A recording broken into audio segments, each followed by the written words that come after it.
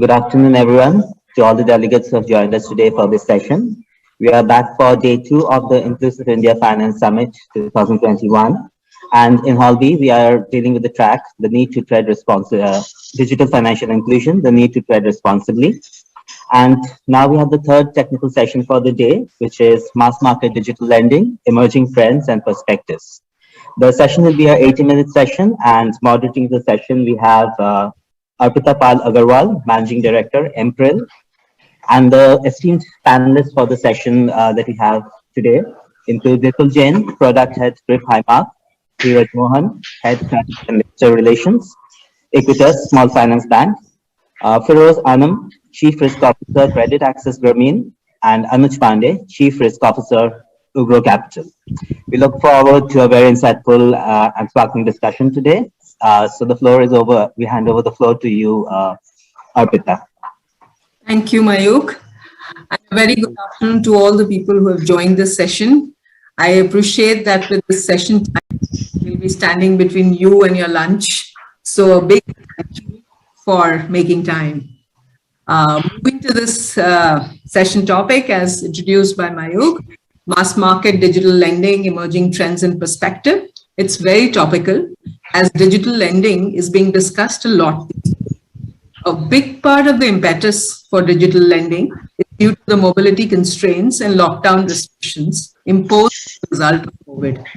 Traditional financial service providers like the banks and the NBFCs have accelerated plans to digitalize, whereas newer players such as fintechs and digital lending apps saw this as an opportunity to provide quick credit without the hassles of the usual paperwork. Brings me to the issue of what is digital lending. It could be credit delivered and repaid digitally, typically over a mobile phone or internet, which is instant, automated, and remote.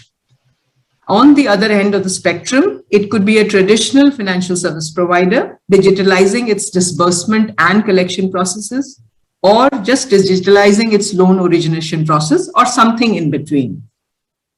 Basically, digital lending is being delivered through various business models, some of which we will discuss today. These business models have been developed on the back of both tech and business-led innovations, which is great because they help address the credit needs of different customer segments. However, they also lead to newer risks that need to be identified and managed. In recognition of the customer-related risks, RBI has recently proposed new norms and asked the government to frame a new legislation to curb illegal digital lending in the wake of numerous customer harassment complaints. Issues related to transparency in interest rates charged, prepayment penalties, biases in automated credit underwriting algorithms, aggressive loan recovery practices, circuitous complaint resolution processes, etc., are issues which require considered consensus. Clearly, there is a lot to deliberate on, so let us begin the session without further delay with an opening presentation by Vipul Jain, Product Head, Griff Highmark. Over to you, Vipul. Hi, good afternoon, everyone, and thank you for everyone to log into for this session. As introduced by Arpita, I head product at Griff, and as our topic is mass market digital lending. We in particular are interested in this topic because we identify ourselves as the bureau for mass market. So just give me a minute. I'll just share my screen.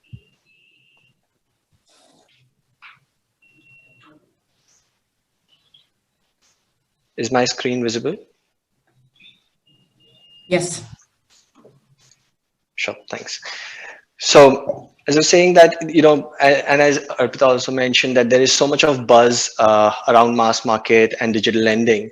One of the reasons for that is there is no single definition for mass market or for digital lending. It is, so there are disparate, definitions of it. We have taken a hybrid approach and defined what mass market is to us, and we have analyzed the market through that lens. And we would want to take you through the analysis, how it looks like when it is viewed that way. So for the drivers of digital lending, so these drivers are well known. I will not go through all of them, but it is a function and a combination of the country's demography, the innovation that has happened in the space of technology, the product innovation and the product design work that has been probably been led by fintechs, and most importantly, it is the availability and access to India stack. Now, the impact of digital lending, we can look at it as a business impact or as a social impact. For businesses broadly, it is for smaller and newer lenders to get access to the market, which was more difficult to access earlier. And also now they are competing with the incumbents. For the social impact, the topmost is obviously the financial inclusion that digital lending has resulted in. And also the consumers today have far more choices in the products that they have access to, and the lenders, they have access to. So as I said that we have taken a hybrid approach to defining what mass market is. So we have taken an approach which is a combination of the product and the ticket size. So, very quickly for personal loans, the small ticket personal loans, which we call as STPL, we are defining under 50,000 rupee personal loans as STPL. Similarly, for consumer durables, it is under 25,000. Under two-wheeler, it is 75,000. Affordable housing under 25 lakhs. Business loans under 5 lakhs. Commercial vehicle loans under 5 lakhs. And we have taken the entire microfinance segment as mass market, as the average ticket size of microfinance is 35,000.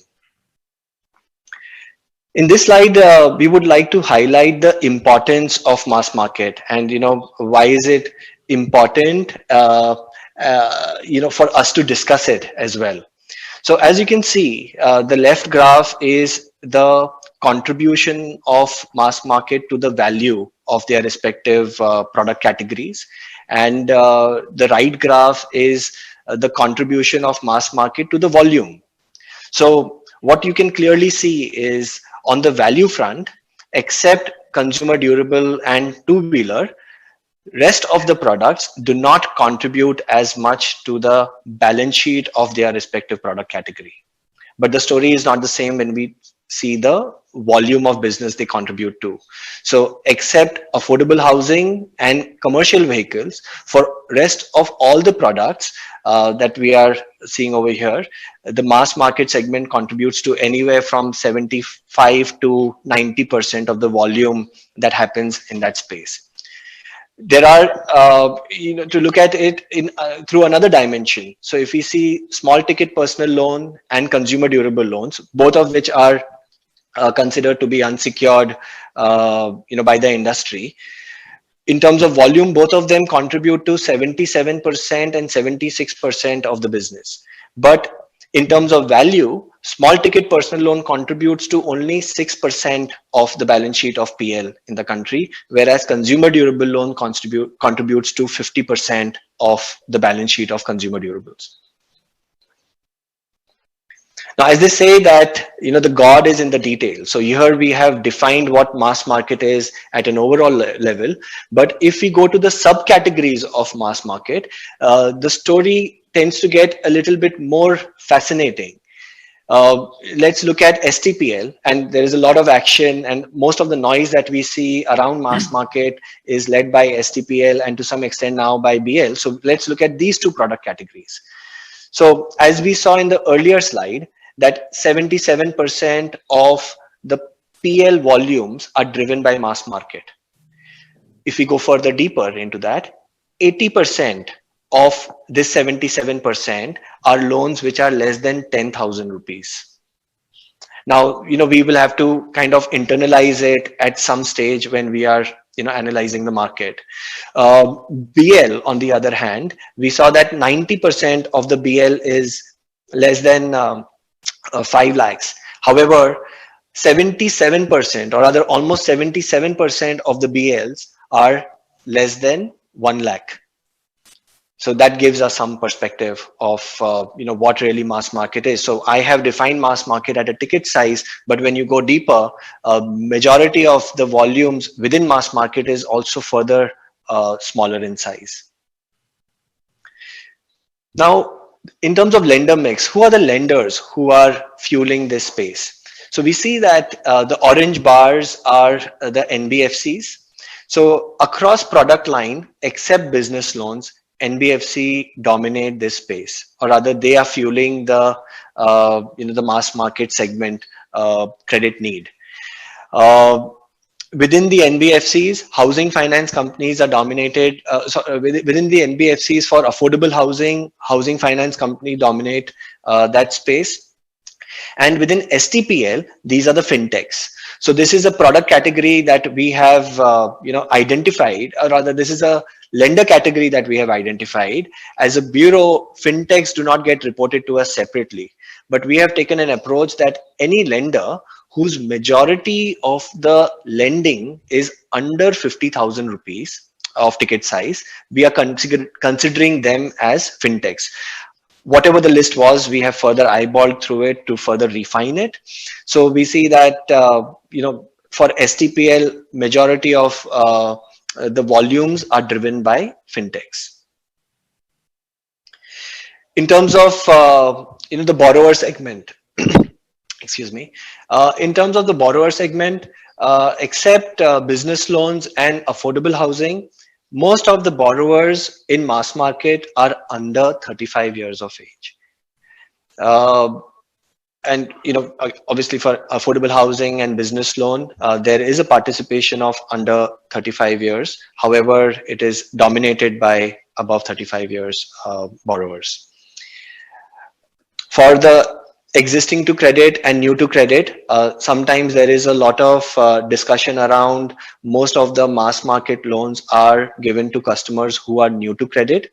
So in two-wheelers, though, we see that 52% of the borrowers are new to credit. For rest of the products, they are in the range of anywhere from 25% in that range.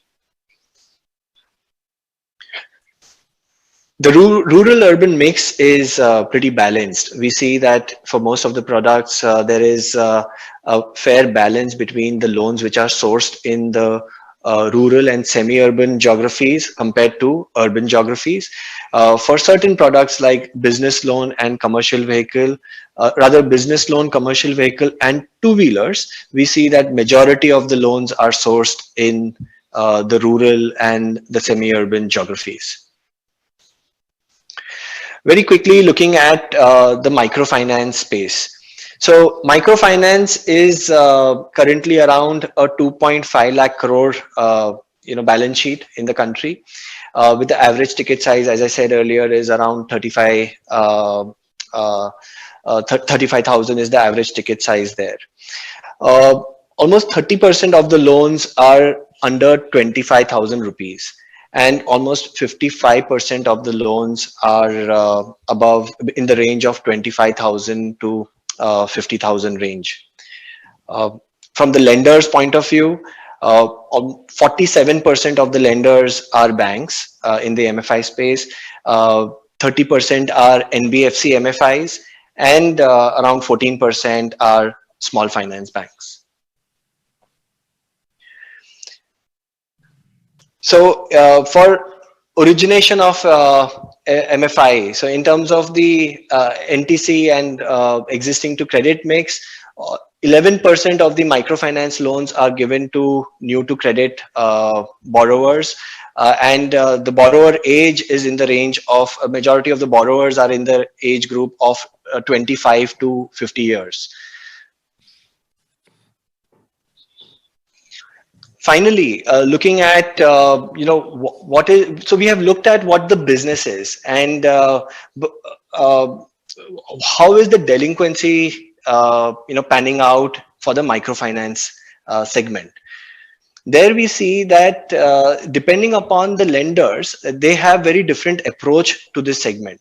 So we have categorized them, categorized in two different cohorts. The best lenders amongst, so we have taken the major lenders for each product category, and we have looked at how is the balance sheet of the best 5 lenders performing, and how is the balance sheet of the laggards performing. And there we see that the gap is very high between the performers and the non-performers, and this is across product category. Now, we are not able to pinpoint any specific reason why this gap exists. It could be a combination of the laggards might be competing with the incumbents in the market. We see for certain product categories like two-wheelers and commercial vehicles, if it is a captive lender, then we see a significant stress in their balance sheet, but they still continue doing high volume of business. This could be a function of higher subvention from the manufacturing partner. We also see that there could be a combination of they might be giving it at a different price point. So not all these personal loans and consumer durable loans are given at the same price point to the borrowers. So we see that the lenders are continuing to do large volume of business, still at higher delinquency levels, but still it is viable for them. And it is only possible if it is done at a different price point. Finally, we also hear stories of these lenders wanting to turn it around and make it a viable business in the long term by cross-selling and upselling lending products and other products to the customers who have been acquired through this process. Though there are not very strong precedents, supporting that hope, but these are the various reasons why we see the gap in the delinquency. So, that is kind of, very quickly, this is what I wanted to talk about. I hope the analysis that I just demonstrated was, interesting for you, and, looking forward to the panel to discuss it further. Thank you. Thank you. Thank you, Vipul, for a great presentation. Lot of data to think about and deliberate and deep dive into.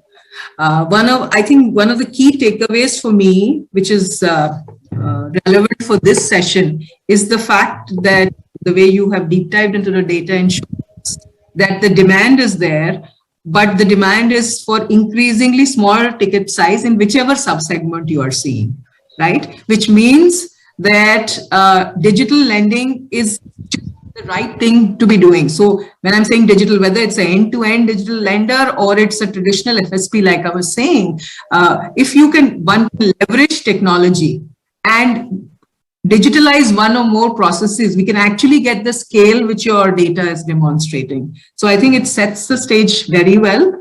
I would request Imran to pull up the first audience question before we start the session, please.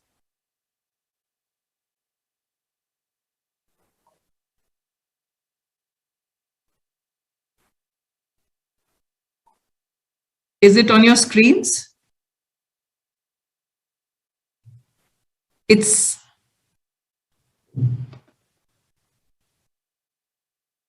I'll need a confirmation because I'm sorry, I cannot see the audience screen. Priya, the poll is up. Okay. Just let us know when you want the responses, when you want to start the poll. Okay.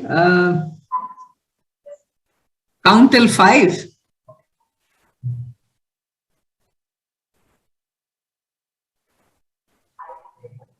You can close it now and you can show us the results and then we can start.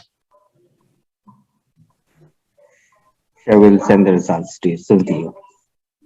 Okay, so the poll is about, I'm asking the audience, have you or somebody you know taken credit from a digital lending platform? And the answer is yes or no. Just wanted to understand the audience and whether they've gone through a digital lender before we start the session.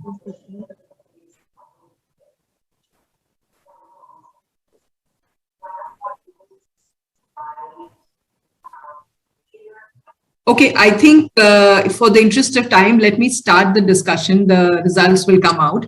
I would like to start with the first question to my panelists as to how would you define digital lending? And then what do you think is their role, role of the digital lending as you want to describe it in the financial inclusion space? Maybe I'll start with Anuj first. Anuj, you go capital. Why don't you go first? Sure. Thank you. Thanks, Arpita, and thanks to the forum. It's very nice interacting with all of you industry experts, and thanks for the audience. So at Ugro, our focus is on MSMEs, and we have developed expertise in using data science and technology to lending to MSMEs. But coming to your question on digital lending, I would like to start with pointing out this fact that digital lending doesn't happen in isolation. It is a part of an ecosystem. If I am a borrower today, and if I buy digitally, if I sell digitally, if I make payments digitally, then if I also borrow digitally, then this completes a circle.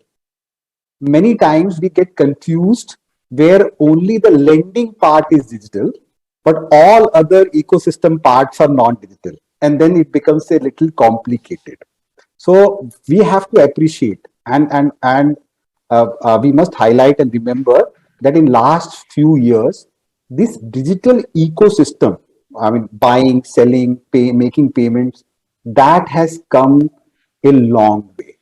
And hence, there is a lot of data available across the customers, across these segments.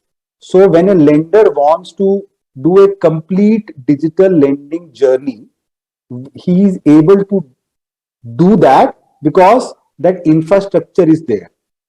But India is a country of contradictions. So there are places, there are customers where almost everything is happening physically, cash transactions. And then a lender goes and he wants to give a solution of digital lending. That is unlikely to be successful. It would be a start, but unlikely to be successful unless the lender and other players play a part in making the other parts of the ecosystem also digital. So broadly, in my mind, digital lending is a part of a larger solution of making the whole businesses digital.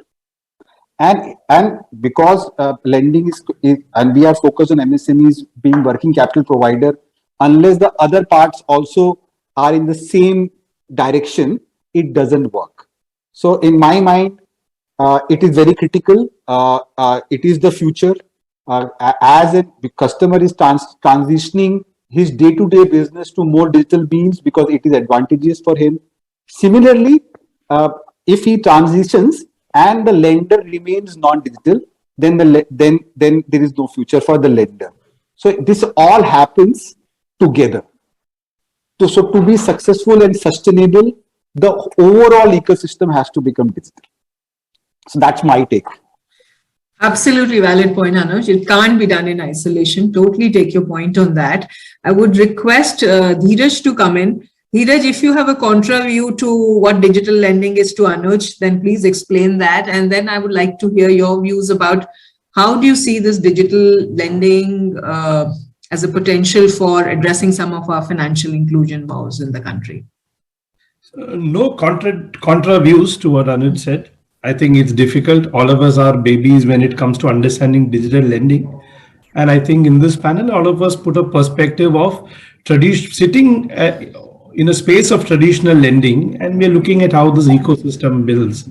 In our view, when we just talk about digital lending, so there are three elements to it. And I'm talking mass market. Equitas 90% of our portfolio is in the informal segment, which broadly is in the ticket size, which was shown in the presentation. There is sales, there is credit, there is collection. Sales, we are seeing, obviously a lot of traction with, the data getting more available. People starting to look at mobile phones a lot more, other than just telecommunication. That's changing, and that's changing quite well. fintechs are also attacking the space because it is a slightly more easier space to attack. Given that there is an outreach, you just have to think of the outreach. You don't have to really think of the other two elements, which is credit and collections. Credit is untested. I don't think till I see a digital lending portfolio, which is seasoned, as they would call it, I think the verdict is still there. They have tried to back it with FLDGs, etc. But credit is very important. But credit again is changing with the advent of UPI and Google Pays of the world. It is. But today, 90% of our customers, if I take their bank statement, we won't be able to even lend 5% of what we otherwise do, because there's a lot happening outside the bank statement. But it's changing. I think it's changing really, really fast.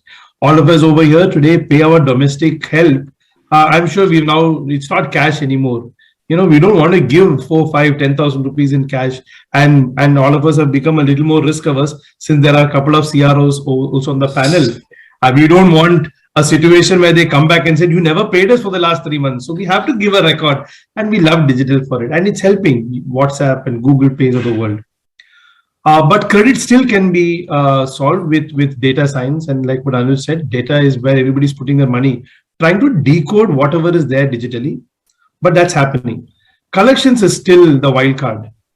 From our experience, 30%, 35% check bounce. In the last 1 year, I don't think even 30% look like a good, like a parameter or like a benchmark. So you're going to be hit with black swan events.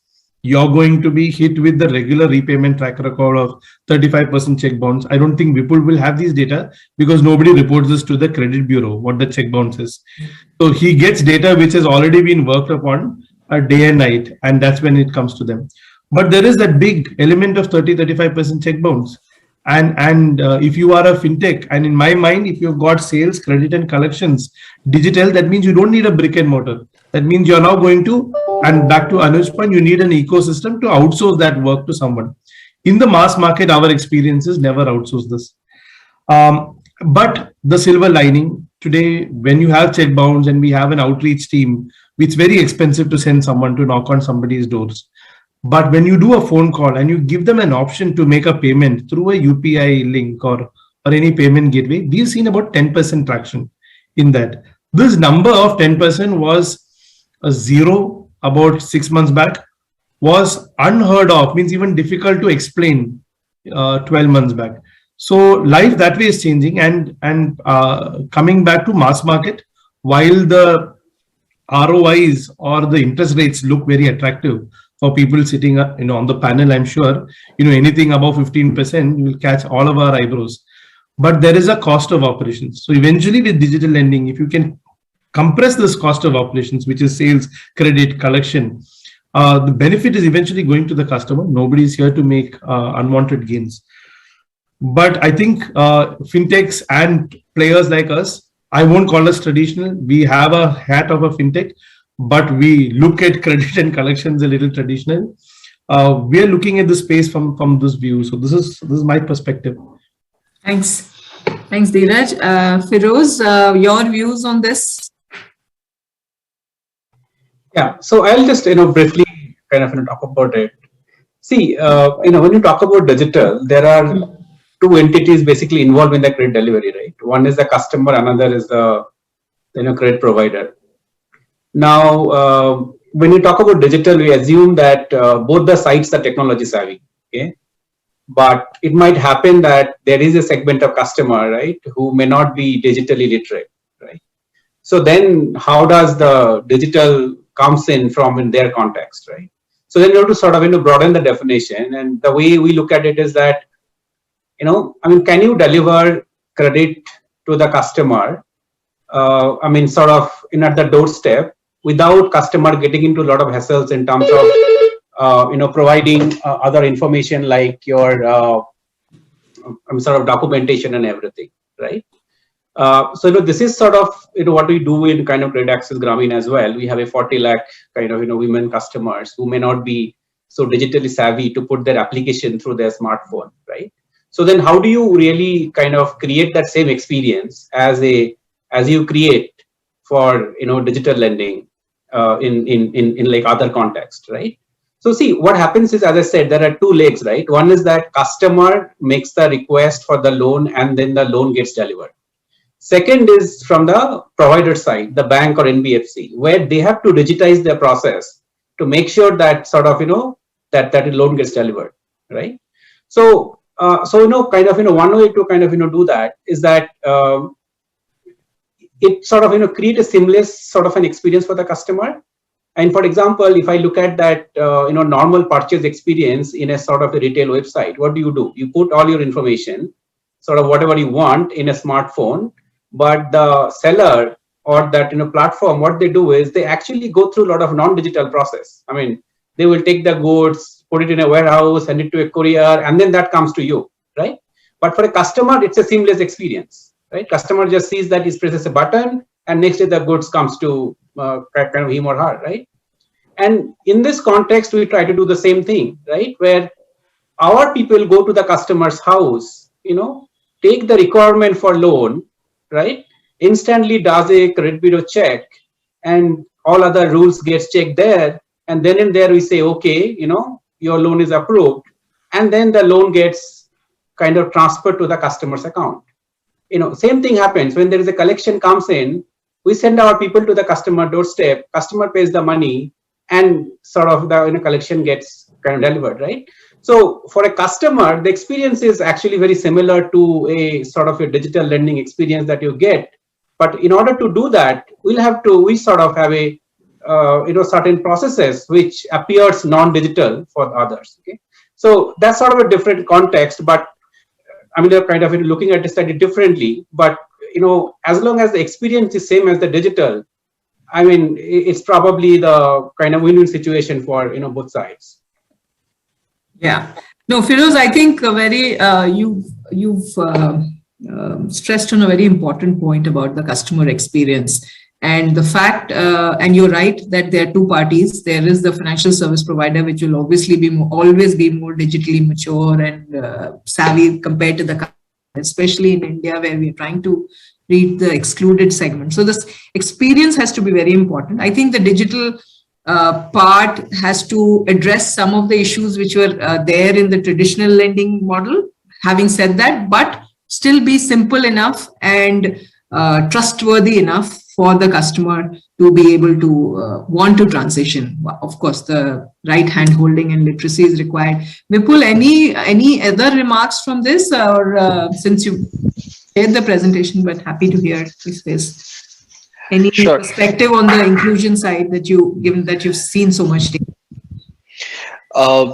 So honestly, after 3 CROs have spoken, you tend to not have anything to add to it, and I tend to agree with the points that everybody was making. See, from where we from where we look at it in our interactions with our customers, and as pointed out earlier, right?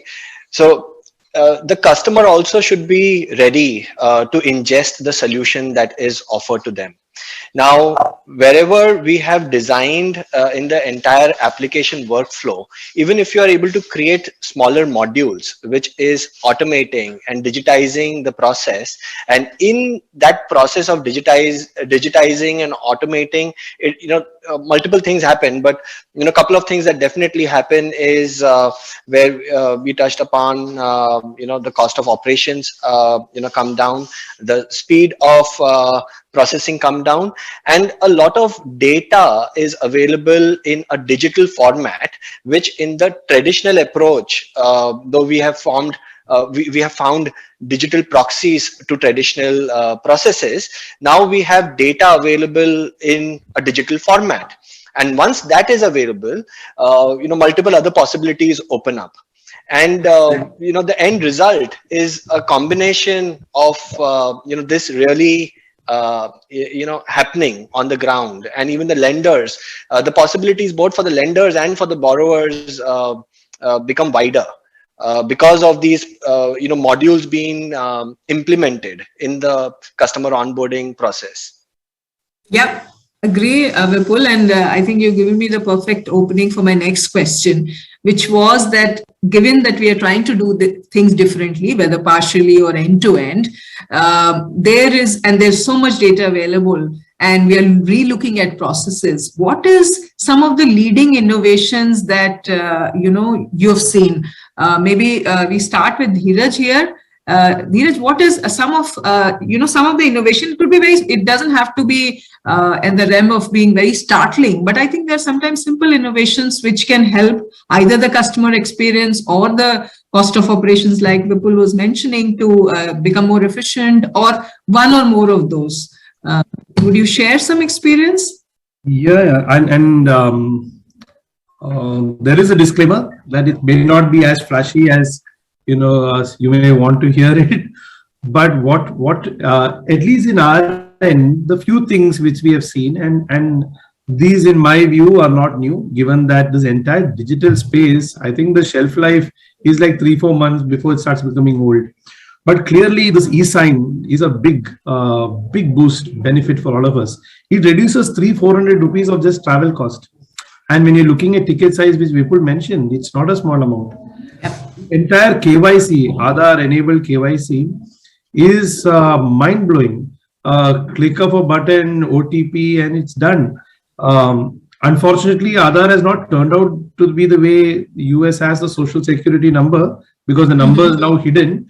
But I'm sure it just solves so much of problems, paperwork, level 1 check, level 2 check. This is none of that. You've just got a biometric and it's there. And we have no customers who don't have Aadhaar. So there is a population which we are not addressing. But I think that's a big one, big cost saving, big operational saving. I think on the payments, like I mentioned earlier, I think that's opening up. It's a very evolved space, payments, for the upper end of the mass market, but at the lower end of the mass market, I think that's the new kid on the block, which will solve a lot of problems for all of us. The last bit, and this is of what we've done on the customer experience. So, while we have only 20% of our book which is in microfinance, and roughly about 2.5 million customers, and that's the most, I would say, the most digitally unsavvy, digitally illiterate customer segment, and the toughest one to handle. There, what we have done is, when we give a loan, we realize that the entire transparency. Do they know they have paid the loan? They're paying it in cash. There's a lot of problems around it. So we have a card which is like a credit card with a QR code on it. Essentially, what we have done is, as soon as you collect the payment, and since I'm collecting the EMI in cash, and the guy already does it on his tab, the microfinance borrower can just scan the QR code and immediately sees the latest loan statement with, or the last 5 EMIs being paid. So it eliminates for me the need of paper. It eliminates the fraud around it. It eliminates so much, and we ensure that the customer is aware of it.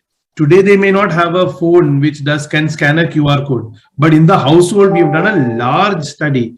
In the household, there's one person who has. So it may be a novelty for them that I've taken a loan from Equitas. They will scan and they will see their EMI. But the second that check is there, I know my staff cannot do fraud. I know that there is a maker checker happening. And this is a very simple solution for otherwise would have been the thermal the thermal receipt, which will fade after some time. We have tried everything. Finally, we have put on this, and yes, adoption is the only thing pending. But at a household, there is one phone, and you just have to show them once. They will then, the novelty will pick up, and they will spread it across the community. At least this is what some of the things we have done and benefited from. Sure. Thanks, Dheeraj. I think interesting points. I think both on the KYC, on the payment side, on the customer experience, I think innovation can drive a lot of adoption as well, because if you're focusing on the customer experience. Anuj, what about you? Any experiences you want to share with the audience? So so I like to talk about OCEN and account aggregation. So OCEN is Open Credit Enablement Network. Recommended, encouraged now by the government. It is probably the biggest revolution across the world in digital lending. What it basically means is that any marketplace can become a loan service provider. So let us say I am an Amazon, and I have buyers and sellers on two sides. I am storing data in a format which is standard in the country.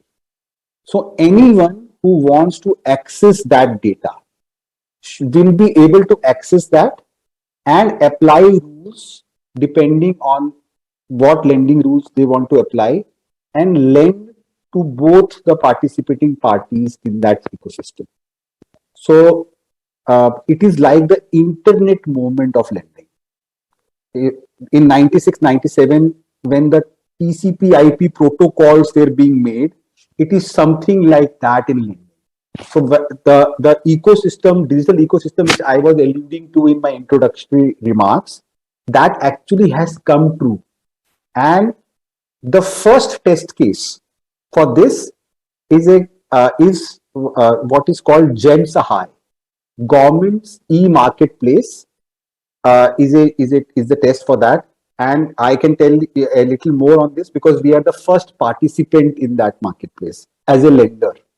What it basically does is that the central government is encouraging all public sector units to buy at least 25% of their procurement from an e-marketplace, which is government e-marketplace. On one side are buyers, which are public sector units. On other sides are sellers, who are MSMEs and micro customers. And in that marketplace, there are records of transactions available. Any lender can go, take digitally the information, which is the transaction history, and the entity's information, make rules, and start lending the moment an MSME accepts an order from an PSU. So today, we are live on that e-marketplace, giving loans in less than 30 seconds of that order. Now, this is how the world is going to evolve. And Indian government is actually very, very proactive on that. Add to that the account aggregation, which is the second innovation I wanted to talk about. The basic, simply, what account aggregation wants to establish is that all financial assets of a customer can be made available to a lender by a click of button. Now, that financial assets could be banking, it could be mutual funds, it could be life insurance policy, it could be the GST records eventually. This is right now in the first stages. 6-7 banks have already started participating. Now just look at the power of this. I, as a lender, I'm going to the customer and saying, do you want to share your financial assets record? He just have to say yes. The moment he say yes, the systems in the back becomes active and fetch all his financial assets together. And as a lender, I have his Janam Kundli in front of me, and I can see what apply rules the way I want to. In my mind, these two are historic innovations right now becoming live. In next 3 to 5 years, and it is irrespective of the size of the customer. It is irrespective of the loan service provider. Anyone who has that template of storing data can become a loan service provider. So this is real democratization of both data and lending. So, very, very excited. We are in the thick of it. So we come to know a little more. But in next 2 to 3 years, this will become commonplace. And India would probably be, in terms of financial evolution, at par or better than most of the developed countries. Sure. No, this does sound very promising, Vipul. And I wanted to pick Firoz's mind on this, because the fact that, you obviously, there is consent, which is great, that you're asking the customer, do you want to share your data? But the fact that all the data is with you, which is great from a provider perspective, because you are able to have more sophisticated credit underwriting models, you're able to, decide better. But also opens the entire ecosystem to a lot of risks which need checks and balances. And I would like Firoz to start with his comments on how does he see these, because innovations is great for the business. It gets the providers, gives them the flexibility to design, products and solutions which address specific needs of customer segments. But it also opens, it could potentially open a Pandora's box in risks. And how does one look at it? And as a provider, so Feroz, if you could Sure. lean in on that, please. Yeah. See, one of the kind of defining feature of this whole digital lending is that customer is able to kind of get a lot of anonymity. He has that because I'm saying that I'm going to do just an OTP authentication and that is my identity, right? There is always the opportunity that customer can remain anonymous, and so that kind of brings that possibility of what we typically call the first party fraud, which is generally called identity theft. So when you have this kind of a situation, right, where information is pretty much available, is the only thing you need is that sort of the person's smartphone, right? Then there is a possibility of a lot of those things happening, and I think that whole open architecture you talk about, right, where potentially you could have access to customers, all information regarding deposits and all of that, right? We'll have to see, how the privacy concerns are being addressed, because although we say that this is a consent, right, but we all know how it works, right? Consents are always in the fine print, right? And most people really don't go through that pages after pages that is there in that consent. So it is possible that if this things kind of morphs into some sort of lot of fraudulent loans and all of that stuff, there could be a kind of blowback sort of where customers might come back and say that look, this is not really working for us, because this is really leading to although consented, but maybe I would say sort of non-informed consent. Based on non-informed consent, the data is being released. So I think it has that pitfall, and I'm sure with time this will evolve, right? But this I see as sort of a major concern out there. Okay, fair. Vipul, anything do you want to weigh in before I ask Dheeraj as a provider what he thinks about his views on this? Yeah, being from the the data side of things, right? Yeah. What we have been observing that though we as a country we became data rich, we are still, rather in our observation was that we were still very inefficient in ingesting the data to derive something valuable from it. Now, today, one of the things that most of the institutions might be struggling with, that there is so much of data. So they basically try to find proxy in what the established norms are and what is the data that we can get our hands on through a digitized or an automated means. But you have not really identified unique other data attributes to predict the same thing on the customer. Though I know that Feroz did touch upon that, how you can leverage on data available on a customer's smartphone. If we leave the the privacy concerns aside, there is so much more that can be done in the current scheme of things in availability of the data.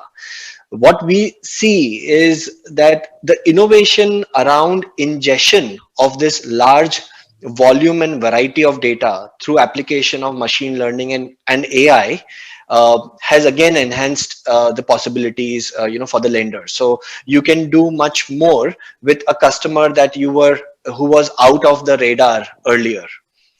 So we see a huge impact of innovation playing in that space. Sure. Okay. Dheeraj, any viewpoints on the risks that you see and how do you manage them? So risks are plenty. I think there is a fourth dimension of risk which happens in the mass market. And since we are a bank, we also open accounts, savings accounts, and that's completely done digitally. And I think what Firoz had mentioned, if you look at, do we get customers who are opening a savings account without any awareness that they've actually opened a savings account? So is it Aadhaar on rent happening, or is it identity theft happening? It's there. And when we see that on the savings account, where end-to-end is digital, and in 3 minutes you open a savings account, and then you have transaction behavior following, you realize that there is a lot of negative selection happening because you're only reading very limited data points. And so that's, for us, that's a big learning.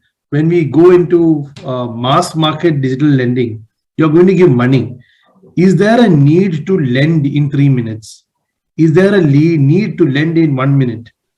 There may be for some segment of customers, but do we want to be there in that space? Is there alternate data which you can look at to give you comfort? It's coming. It's not there yet, but it's in the process. So, but I think the fourth dimension of risk is unheard. We have not seen it. None of us have seen it. Especially when you lend very, very small ticket, and if you are in a hurry to lend.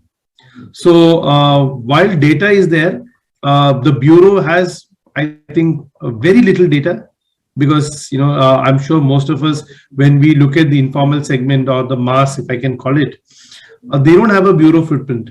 They just don't. So then bureau is not going to give us anything. We are hoping tomorrow, like the credit bureau, there is a payments bureau. GST is one surrogate to it. But while there are 68 million odd MSMEs, not all of them come under GST, but still GST, you can get this turnover. You can now employ provident fund. I think there are enough of API integrations which will give you a sense of all of that. But all of that has to now still trickle down to your local tea vendor or a guy who runs a 500 square feet shop.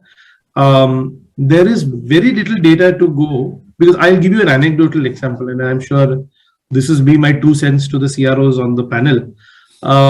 We've had cases where when you lend, you go there, do field inspection, you take a photograph of his shop, you do all of that.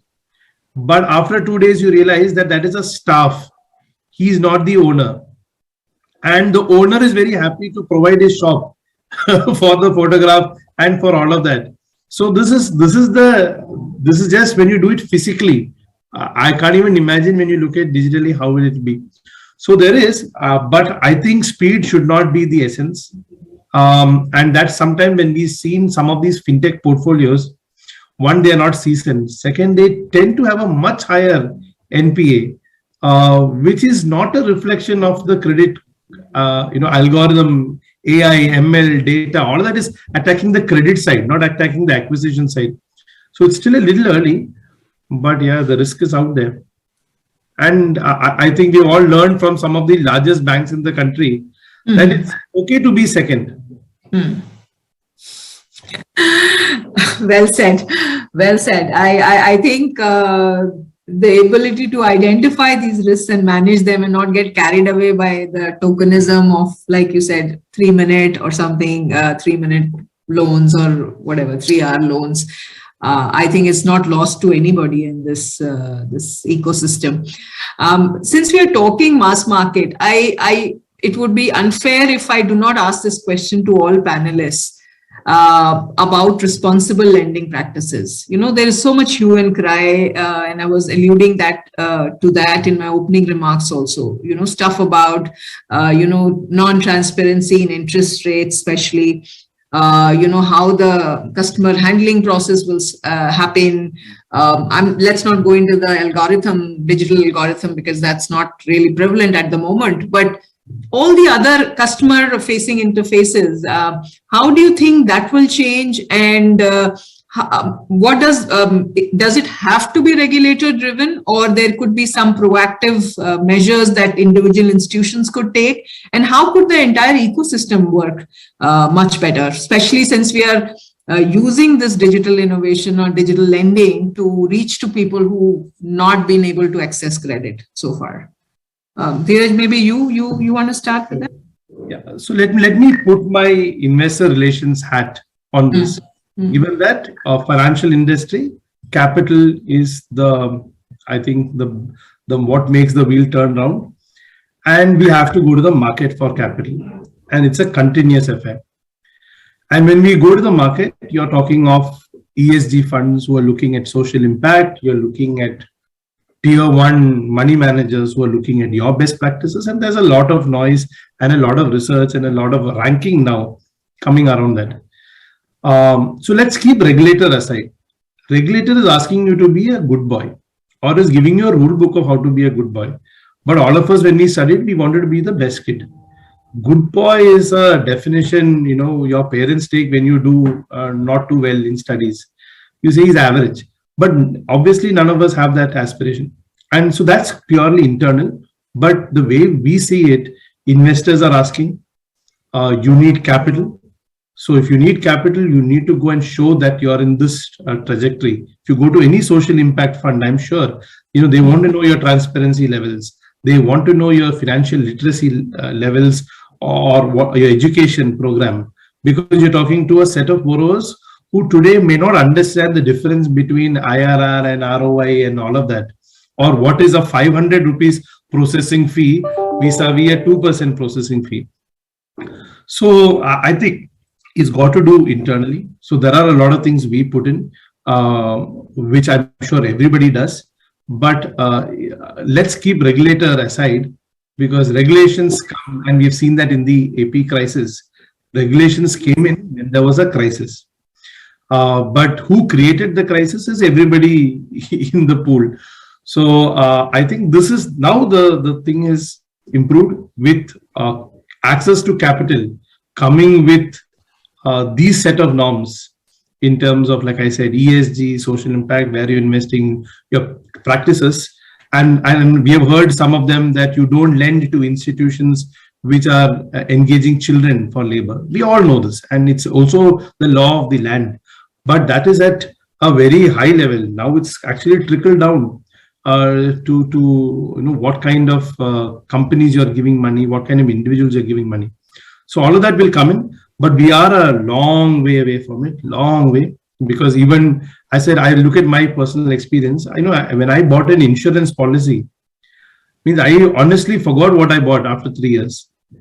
And I've also changed as an individual. Now, for me to go and access what I did, it's a draw. I have to go first figure out where's my insurance policy and then read the fine print.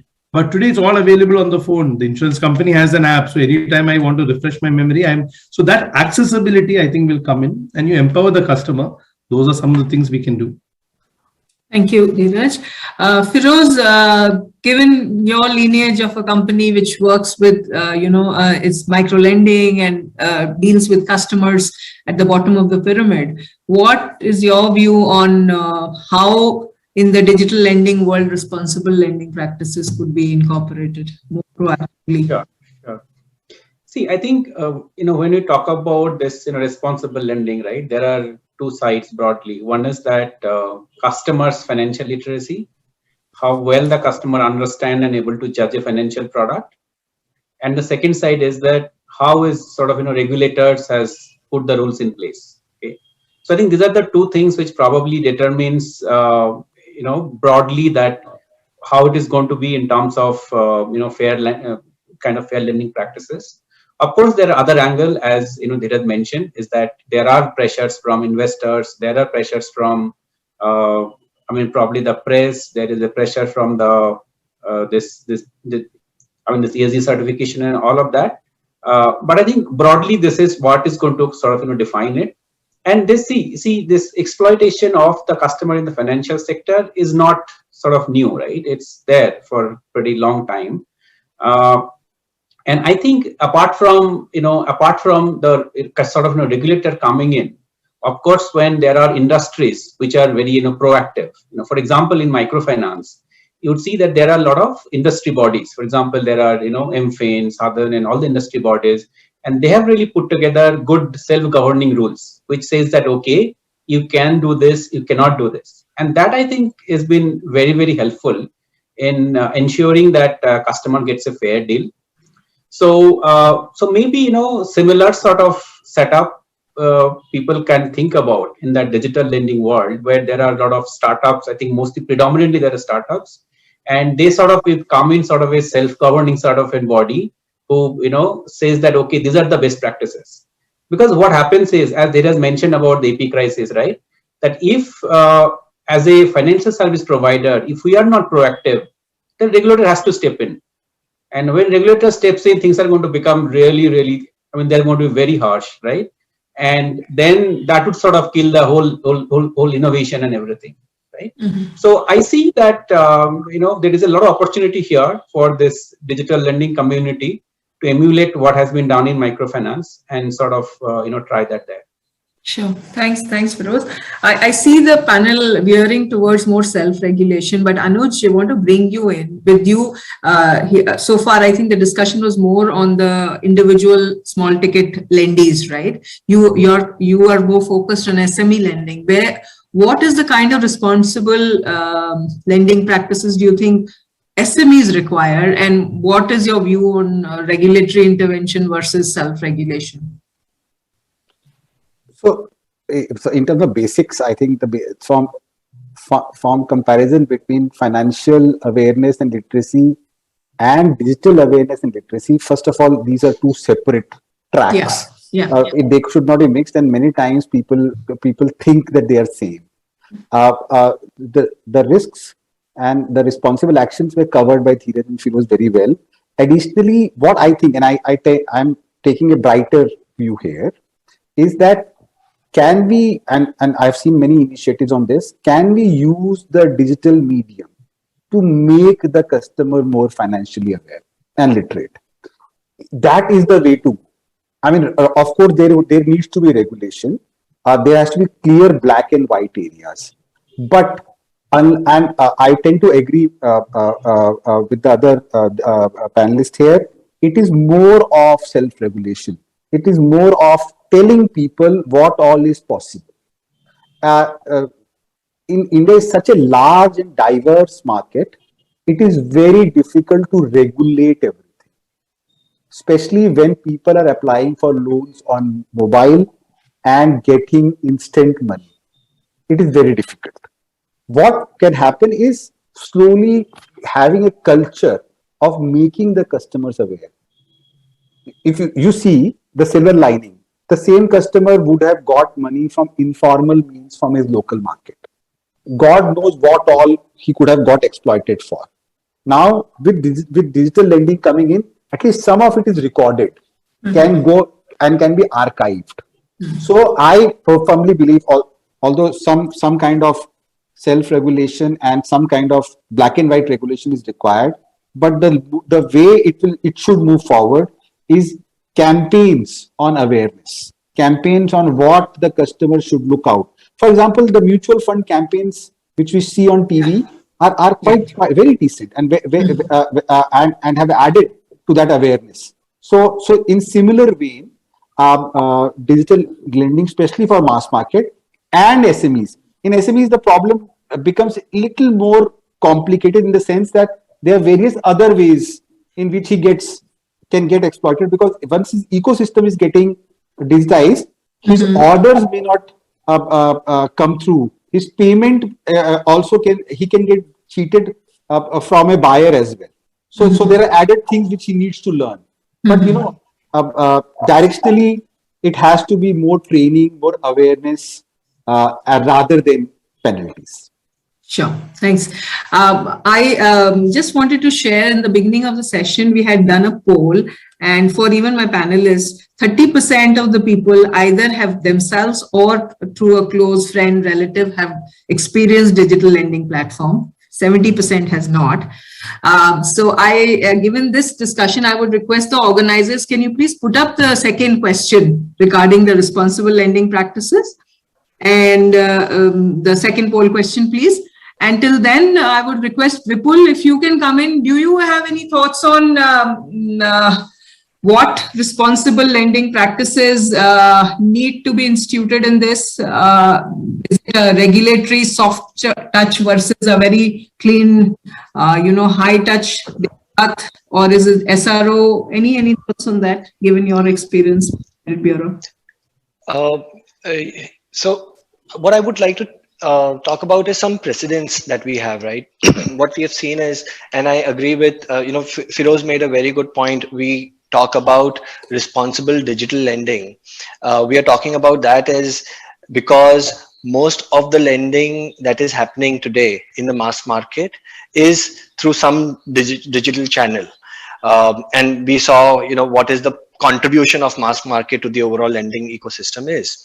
What we have also seen in the past is that institutions who are self-regulating, they want to be self-regulating till a point that they have reached a particular scale.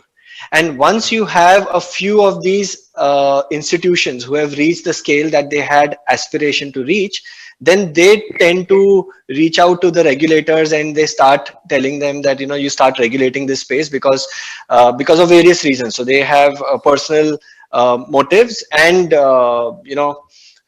probably their objective also at that stage kind of shifts, and they become more socialistic in their approach, to doing business.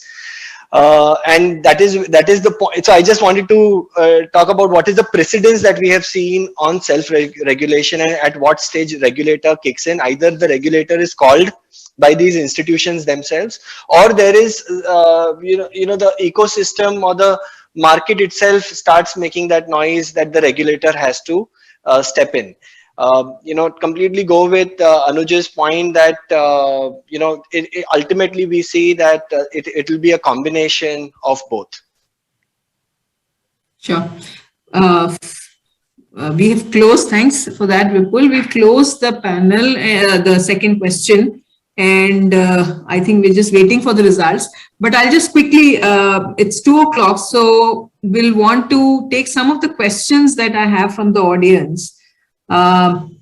Is the demand for small ticket, this is from Devika Mishra, is the demand for small ticket size or are FSPs lending small ticket size only? I think this is to you, Vipul, because you were sharing some data. This is one of the initial questions that came in. Anybody wants to answer, or Vipul, if you want to answer this, please. Yeah, sure. I think I can take a stab at it, and others should also take a stab at it. It is, the demand that is being, the market is aligning to the demand. So the small ticket demand was always there, so the ticket size we have seen in the presentation, how small is small. Right. So we are seeing, it is sub 10,000, and, I will not go back to the presentation, but, huge chunk of that is sub 5,000. So small ticket loans are not only fueling credit needs, but a lot of these lines are facilitating a transaction. So this is clearly, from where we see it, it is a demand of the customers for which the industry is aligning. Sure. Anybody else has any view? Otherwise, I'll just share the question to poll question results. Anybody else wants to weigh in on this? Okay. The second question that we asked the audience was, what are the 2 top areas that could be improved in the digital lending experience? Very interesting results. 40% are saying documentation requirements. 20% is talking about interest rate visibility. There's nothing on query handling, and 20% on complaint handling. Nothing on the repayment process, etc. So basically documentation requirements, interest rate visibility, and repayment process. So those are the 3. For the FSPs also on the panel, some interesting findings. Okay, I'll take the next question now. This is from Sobik, from Arohan. For lender groups that you've shown, what is the extent of use of tech digital? While most of them used loan origination system, which class of lenders are ahead in digital credit decisioning? While credit scoring borrowers, which set of data would you use for? I don't understand. This is not a complete question.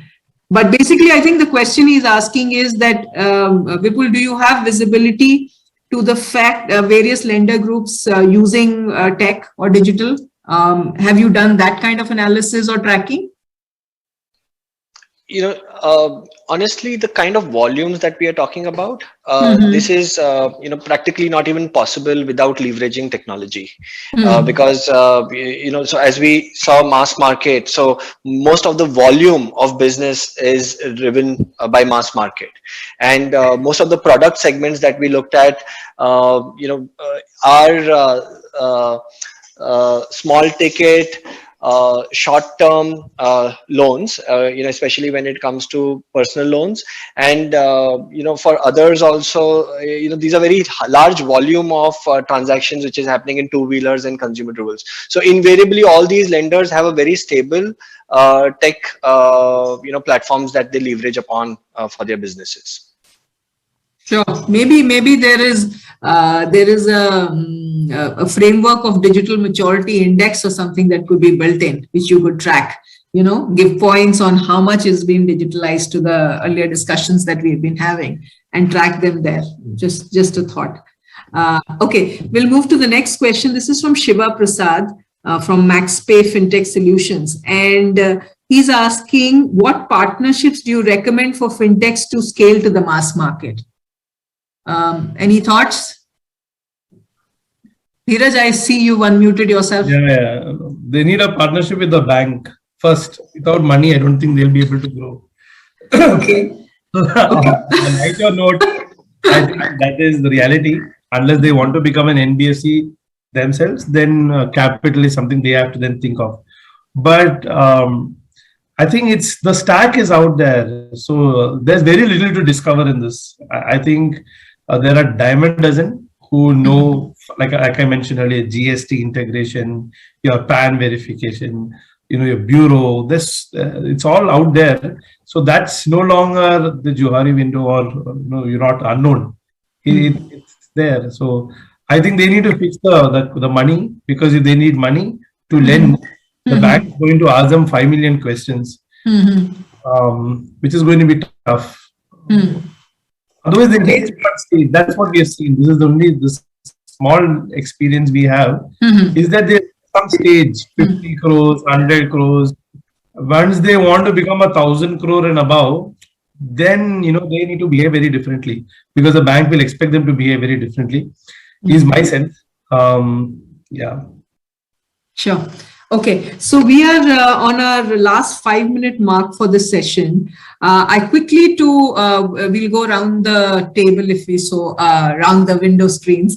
1 minute, if each of one of you can share your outlook in the near and midterm. So I'm talking max 3 to 4 years, near to of digital lending in India. How do you see it going forward?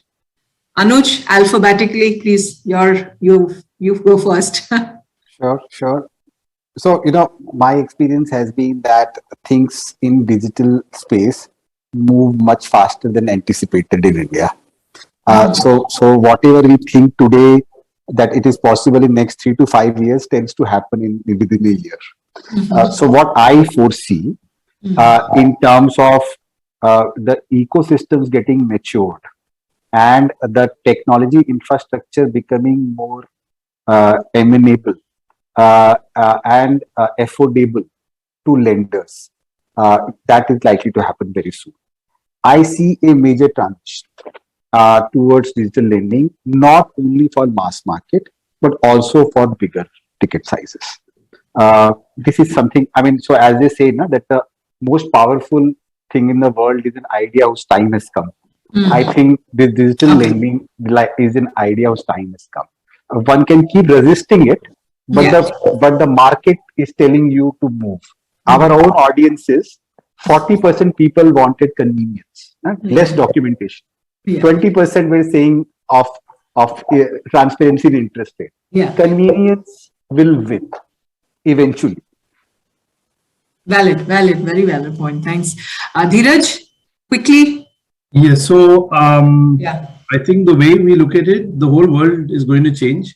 All the hard work most of the traditional lenders have done has given the credit bureaus rich data, which means the fintechs will do surrogate lending. And that's the second wave. So if you already got somebody with got a repayment track record and a reasonable repayment track record, let's look at microfinance, who's done 4 cycles of microfinance loan has done well, why can't you lend digitally to that person? They've got and that's what happens in the personal loan prime segment. So I think the second wave would be surrogate lending to the segments traditional lenders have gone and toiled and created a history, and that will happen very fast. Who will do it? Will it be done by fintechs? Will it be done by traditional lenders? I think that I don't have an answer, but clearly that's where we are moving to. Sure. Feroz, your thoughts on this outlook? Yeah, see, I think, so far, if you see what has happened on this digital space is really the digitization of the processes. So what has happened essentially that we have taken the traditional lending processes and seen that how they can be digitized to get more efficiency and to reduce the cost. So it reduces your turnaround time and also reduces the cost of delivery of credit. Okay, I think what needs to happen is that one, I think that there has to be a fundamental change in the way we underwrite customer. I mean, if we still believe that in the digital world also, I'm going to look at the credit bureau, I'm still going to look at the bank statement and some digitized version of the payslip to underwrite the customer, then it's not a disruption. You are not really making a material change there, right? So all the promise of that that whole algorithms, right? That has to materialize and has to deliver something very, very tangible and different than what has been done today. That is number one. Mm-hmm.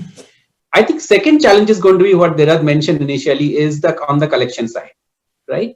See, credit is one thing we have to understand is that credit, successfully delivering credit is again subject to 80-20 rule, where you are not so much concerned about 80% of the customer who are anyway going to pay. Mm-hmm. What you're really bothered about is managing that bottom 20 where you're going to have difficulty in collection and getting that money back, right? And that is whether it is possible in the digital world. I think that is where major innovation is required, because if to manage that 20%, I still have to send a collector to the customer's house, right? Then is it going to be possibly done by a digital platform, or you still need then that brick and mortar setup where you need a group of collectors who have to go and probably only go there in front of the customer's doorstep, right? Sure. So I think these are the two problems which has to get solved. So far, I mean, initially I remember 5-6 years ago, people were saying that social media data will solve all these problems. If you get someone's social media feed, you would be able to know which customer is creditworthy versus which one is not. And there were companies whose business model was around that, but it really didn't work so far. So I think we need to see some promise here. We have not seen anything so far, anything tangible here. But again, technology is evolving. This space is progressing faster. So we'll have to watch out for development on these two sides. Thank you. I think thanks a lot. I think we're at the end of our time. I just wanted to put a last word here saying that I think all this based product and all is fine, but it will still not guarantee that people will use it. I think the entire ecosystem has to make that efforts to put the customer at the center and then design products and solutions. I think that is the only way it will work, and we've deliberated over that. And thank you so much to all my panelists for engaging discussion, and to all the viewers who have been sitting without their lunch and listening in. Thank you so much. Thank you. It was a pleasure. Thank you. Thank you, Arpita. So a round of thanks to all our speakers on the panel today. Thank you for your excellent contributions to what was a truly inspiring and engaging discussion. Thank you, Anuj. Thank you, Feroz. Thank you, Dheeraj. Thank you, Vipul. And a round of thanks to Arpita for so deftly moderating the session and leading the conversation and steering the conversation.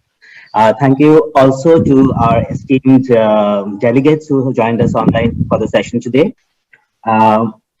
We will have a short break of around 8 minutes, and we'll be back at 2:20 p.m. for the next session. The next session